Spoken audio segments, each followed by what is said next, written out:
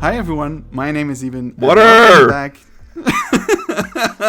Welcome back to the episode of Tharmachati. The kind people of Frontier gave me and Mike early access to the Aquatics pack. And as Mike is still working very hard on his early access video for the Australia pack, Shut up. I decided to take it upon me and make an exhibit so we had something to show. So say thank you, Mike. Thank you, Mike. You've done a great job. Aww. You're welcome, Mike. Cool. Anyway, yeah, okay, so shut up. just move on. So yeah, we're gonna take you to the exhibit that I made in this video, and it's our first aquatic exhibit. Wow, really strong use of I there. Well, I believe I did help.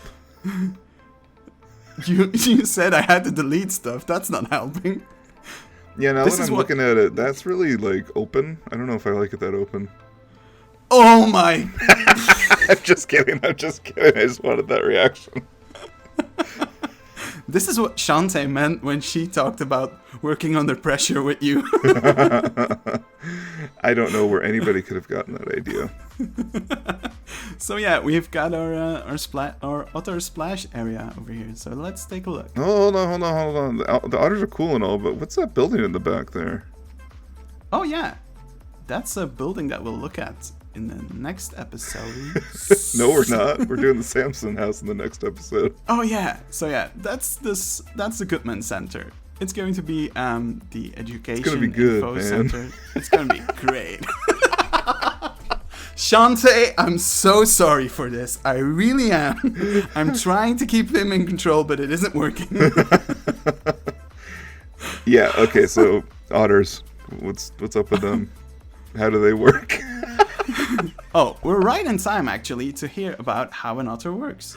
Oh. So, because we've got our first animal talk over here. Do otters roar?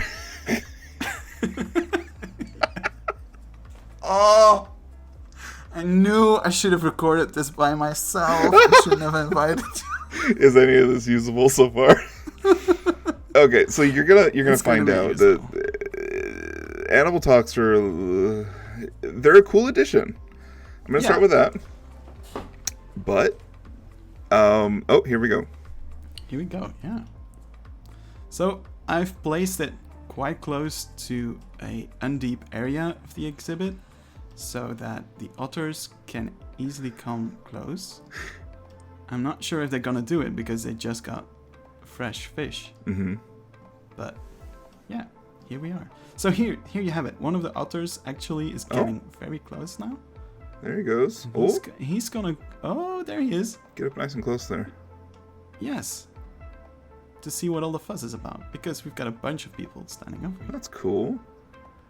Oh, look, it's playing. Yeah, I mean, come on. The animations of the otters are super cool. So there's a bunch of them really close. Yeah. And this rude I think family. the otters are. Oh, okay. Just walking right through his demonstration. That's cool. No respect for educators. No respect. Must be Americans. Yeah. So this is our cool talking point. As you can see, you can easily hide the talk point object if you're not really a fan. Yeah, you can easily hide it in a giant I-beam. I tried my best here. I'm not saying that it. I'm not saying it doesn't look good, but it doesn't fit with the rest of the thing that I have here. So. And if you just have a spare rusted beam lying around, you too can. Exactly. Oh, he didn't roar. I thought you said they all roar. He roared. Did you he? Just didn't pay it. Yeah, you just didn't pay attention again. I can't hear the audio, so. Yeah. So he didn't feed the animal, but the animal did come up. That was kind of cool. Yeah. So a giant otter needs an exhibit where there's multiple levels of water. It has to have a low area. It has to have a deeper area, which we'll talk about in a few. Of water? Multiple levels of what? Oh, just scream it already. Water! So this is one of our really signs. cool. So each otter has its own unique pattern on its throat. So here you have our four otters: Eduardo, Arturo, Fernando, and Thor. This is based on a sign from an actual zoo where the animal is actually called Thor. So I really like that. And one of my colleagues, his little son is called Thor as well. So Bram, this is a shout out to you. Does he watch? Yeah, he does actually. Oh wow, that's cool. Yeah. I'll be nice to you then. I listened to you, Mike, and I added a small little English mistake in here. So instead of come face to face with our otters. That's awesome. Yeah. So, although I thought our otters were Fernando, Arturo, Fernando, and Arturo. Yes, I renamed them. Okay. So yeah, here's our exhibit, and we'll take a look. That's cool. Our otters at the back, sitting on the riverbank. As you can see, this is a new vent piece. The update comes with a bunch of cool vents you can use. The vents are really cool. Now that's not for the aquatic update. That's just the update. Yeah, that's just the update. Yeah. So we have a cool info sign. I really love these little signs. These animal signs, they are so good for Asian zoos. They're like super derpy, cartoony. Yeah. I really like. They're perfect for this. What's going on with the little dots? It looks like you can scroll. It's the conservation status. So yeah, they are endangered. Yeah. Friggin' everything's endangered in this game.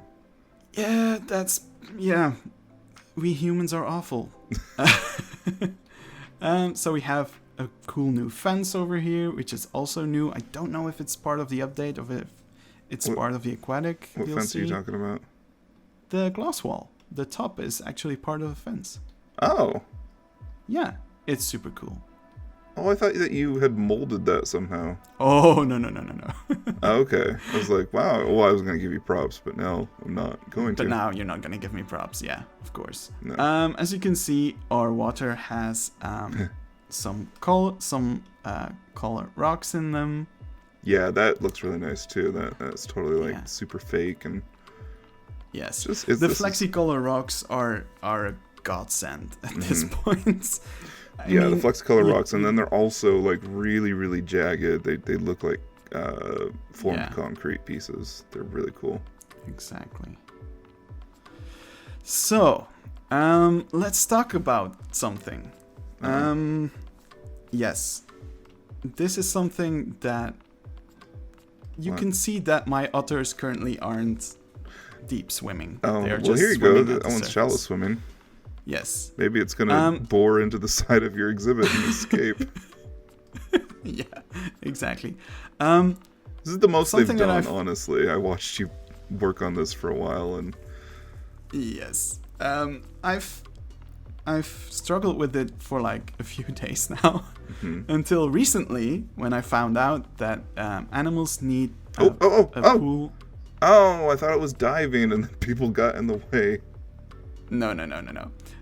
Animals that deep swim need a pool of at least 4 meters deep to deep swim, which is something that I can agree upon with the seal and the penguin, but for the otter and the caiman, I think it needs to be changed to like 2 meters, because realistically, when looking at zoos, they have about 1 to 2 meter pools.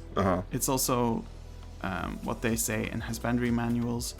So it's the one thing that kind of bummed me out, because I spent so much time on this exhibit and I didn't know what was holding the animals back from diving, and it turns out it's the depth of the water. Did you test this before you started adding all the scenery in?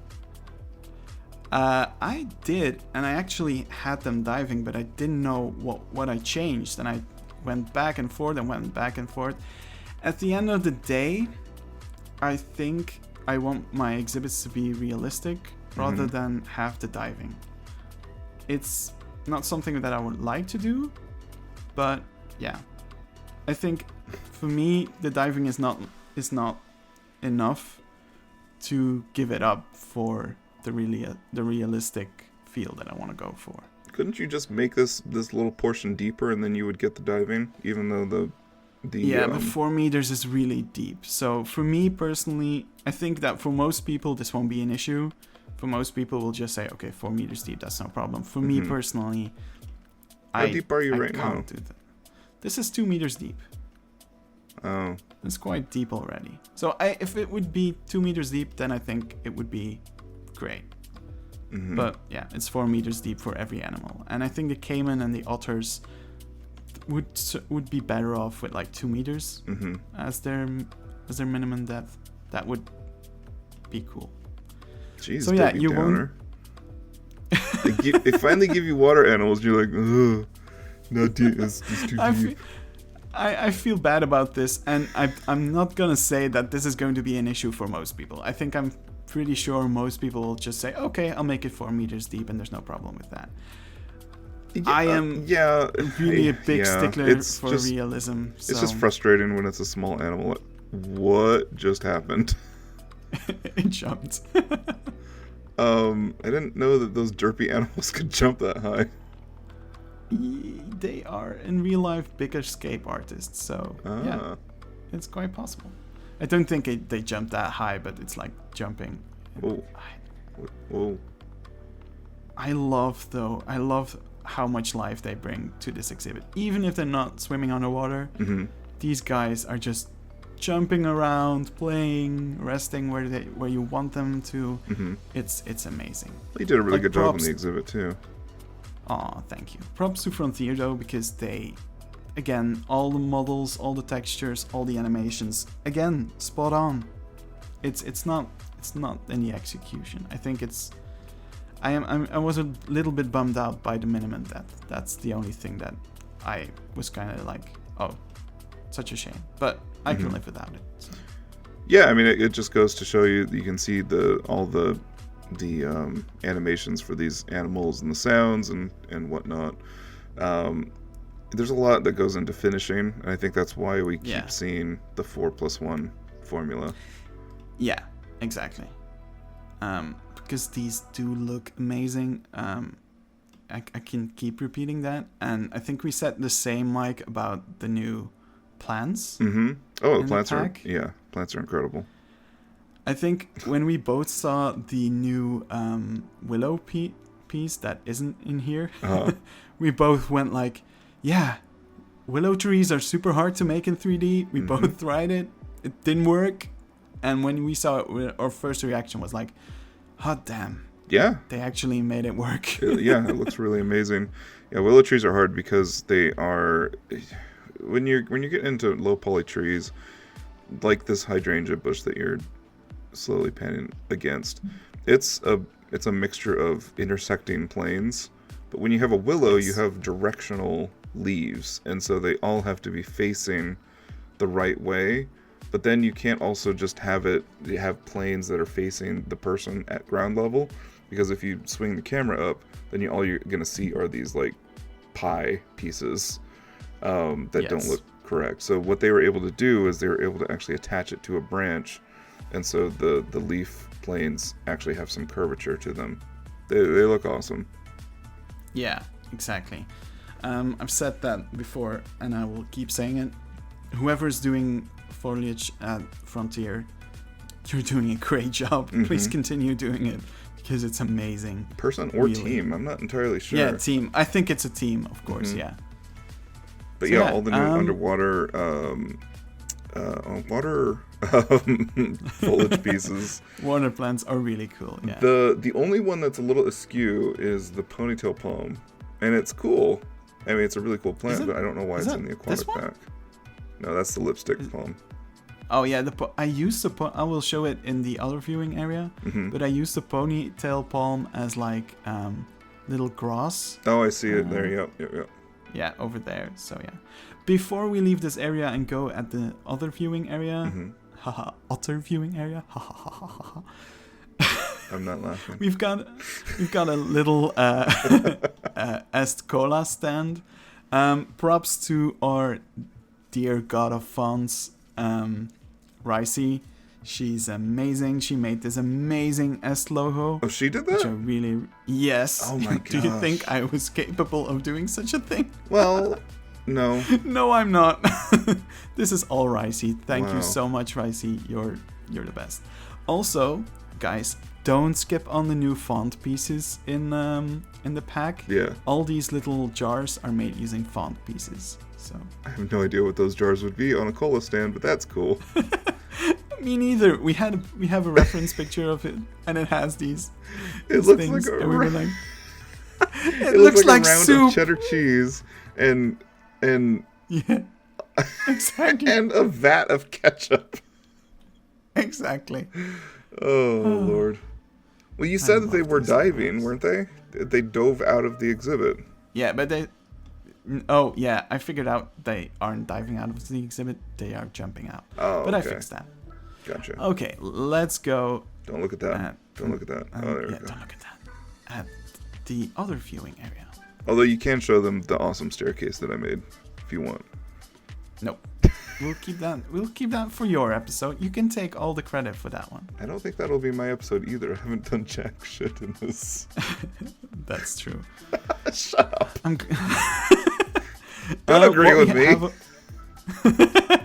What we have over here also is this small plank piece, and it is a wooden bedding piece, which is super cool because it functions like the hay bedding piece. Straw bedding or the grass bedding. Yeah, the straw bedding indeed. And they will lay on it and sleep quite often, which I really like. Well, they won't right now because they got new fish over there. Yeah, they're very active. This is cool too. Yes. Yeah, this is a little like viewing area on ground level. I like how because on the northern side you've got moss in the cracks and stuff like that. Yes, exactly. Or it would be I'm slippery. trying to...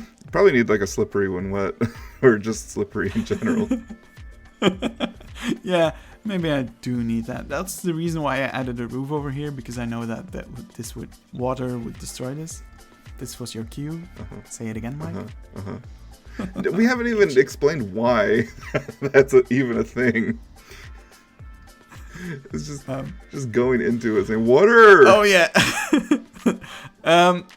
I started working on something in the elephant house and the rhino house, and Mike's at first said he was really happy with it. Yeah. And then all of a sudden I was streaming it, and he was like, "Oh, it isn't good, Eben. You did it all wrong. You're a bad boy." So yeah. And then he started screaming what you're always screaming, Mike. Okay, that was a dumb way to explain it. First off, we weren't streaming. I was streaming to you. Oh, okay. Well, that doesn't... Because you're Use your words! Yeah, you built a pachyderm house on top of a pachyderm house, and then the roof just, like, valleys into the new pachyderm house, which would cause... water stains all over the exterior walls. Anyway, this isn't going anywhere. Let's go see what the inside of this place looks like. Yes, what the backstage looks like. Don't look at that. Don't look at that. So over here we have a small backstage area. Nice. And we have a bunch of staff facilities at the top area. And we have a way to take a look at the animals over here. And as you can see, a bunch of them are just sleeping over here. Because this works like a bedding item, they use it quite often. So I think using this like for climbing frames might also be a very good idea. Because then you get a lot of cool... I think you'll get more use out of it then. If you use the regular climbing pieces. I don't understand. So yeah, this area... Yeah, because you never built with the animals. Like. The animals restrict my vision. Alright. Hey, let's go down that staircase there. No, we're not going. Why don't we go down that staircase? What's down that staircase? Oh, it's here too. That jank ass rail. Look at that beautiful. No. Beautiful. Look behind you. Oh yeah, look at all these beautiful plants that I've made. Such an ass. It's such. Okay, so otters are real escape artists, so you kind of need 2 doors to get into the backstage area, which is over here. Oh, there's some more ketchup. Yes, so this would be a pot of vitamins, which they usually put inside the fish in zoos. So yeah, you can have you can specifically give vitamins to animals that need it. This backstage area is based on a manual that I've read. It looked just as depressing in the pictures as it does over here. I mean, it's just the sleeping area, isn't it? Yeah, exactly. It doesn't have to be fancy. It doesn't have to be fancy. It has to be fancy. Drum roll. Oh my god. Fancy, yes. Well, one of them's getting like a really nice deal over there. Look at that freaking window. That's awesome. Oh yeah. I wanted to bring in a bit of light. It was too dark without it. So yeah, there's a small tube over here. They can use it to connect the top of it to one of the indoor exhibits, and then connect it to this area. And that way the otters can come in and out, and they don't have to make like an entire that's an accordion tube. I get it now. An accordion tube, yeah. I tried to explain that earlier, but it didn't come across. I thought you were making like a slip and slide for them, where you just unravel a roll of something. I was thinking about it because I've seen pictures of an otter exhibit with a slide in it, and I really thought, can I incorporate it? And I couldn't. I've tried, but it didn't work with the rest of the exhibit. So that's a good use of the water pipe piece too, to have like an actual like trough. Oh, thank you. Sink. I think this is a 5th time you've complimented me on this, because I've used this over and over again. That actual trough piece? Yeah. I don't remember. I don't watch your videos.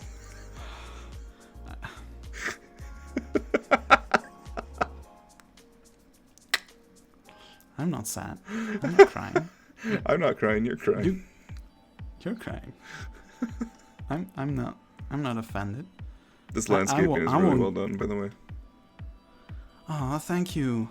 So now I won't cry myself to sleep tonight. You shouldn't. I still will. You shouldn't cry yourself to sleep anyway. It's not worth crying about.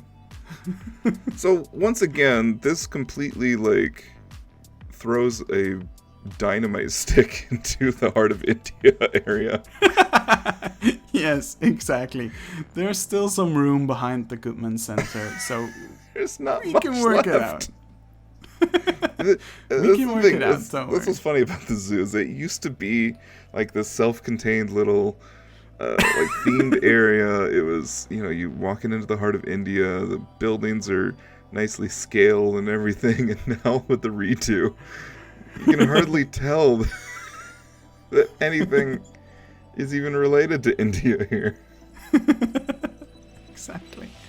What is happening? I don't know. Okay. I think for a second he thought he was a meerkat. I liked that the tail was going up and down. Yes, exactly. Oh, okay, so I'm gonna leave the camera on this area right now so we can see the otters play for a bit. Okay, Mike, you had the pack for a few days as well. Mm-hmm. What's your general opinion about it so far?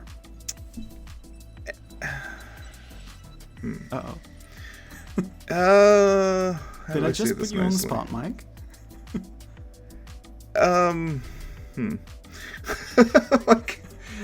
Shall I go first?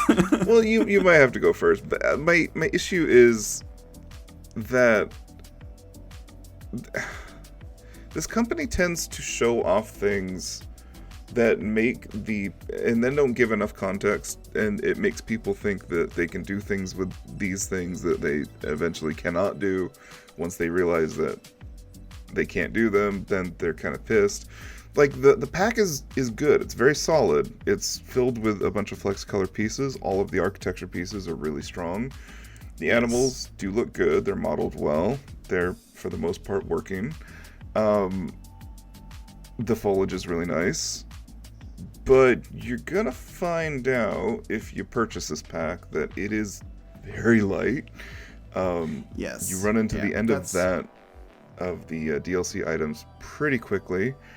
And like, to lose scenery and then not to gain animals, and then to not have the deep swimming animations working for any of the existing animals, it's all just kind of like they kick the feet out from under themselves. I must agree with that. I do feel that the pack is a little light. I had that with the Australia pack when I was like, oh, there are no window and no door pieces in this pack. And those are the ones that I use so often to do all kinds of crazy stuff. But I must admit that I didn't feel it as much with the Australia pack. Yeah. Even though knowing that there were less pieces. This time around, when I saw like, oh, 170 plus pieces, that's a lot less than we got last time. It's a lot less, and you also have to include like the illustrated sign pieces, the statues in two different finishes. A lot of finessing into a number, but you don't feel like you're getting much. Yes, I don't like saying this that much, but I do have to be honest with myself here. I still consider this pack and the South American pack a must buy. Like, don't hesitate about it. Don't even buy it when it's on sale, in my eyes. Just buy it right away, because it has so many things, like the Flexicolor set, like the Flexicolor rock set, the Flexicolor tree set, the Flexicolor wooden set, the Flexicolor shingled roof over here. Yeah, the slate roof is really nice because it's 4 different sets of Flexicolor. Exactly. Like, where Shantae was saying that they hear us, yeah, they're kind of listening to us. They have started to design things that are a little bit more usable, because there's no restrictions on color and stuff like that. The Flexicolor rocks are huge. I don't know if you can actually dive into the water or not, but I'll do some diving in the water cinematics or things like that. Perfect. But I just can't help that it's the same amount of money for less product. No matter how usable the product is, it's still the same amount of animals, and it's a small amount of pieces. Yeah, it's a smaller amount of pieces. Yeah. I feel the same. I am super grateful for the fact that I got early access as well. But yeah, that was the one thing that I already noticed on day one, that I was going through the pieces quite quickly. And like, people were talking to me before the release date, and when like the pack was revealed, they were all like, "Oh yeah, you're gonna have to update the merits. You're gonna have so many pieces to add to the boat." And the thing is, this pack has a lot more pieces that are really animal oriented, and that's super cool. And they are really zoo building pieces. So that's why I really suggest that you buy this one.